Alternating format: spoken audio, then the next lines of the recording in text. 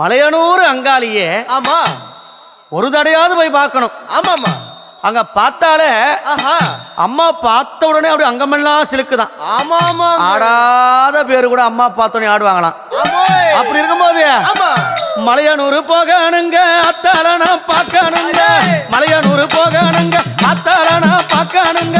அத்தாள பார்த்ததுமே மருள் வந்து ஆடுதுங்க. மலையனூர் கோவிலில மகிமை பாடுது. மலையனூர் கோவிலில மகிமை பாடுது. உடுக்க ஒலி கேட்டதுமே உலகம் ஆடுது. அம்மா உடுக்க ஒலி கேட்டதுமே உலகம் ஆடுது.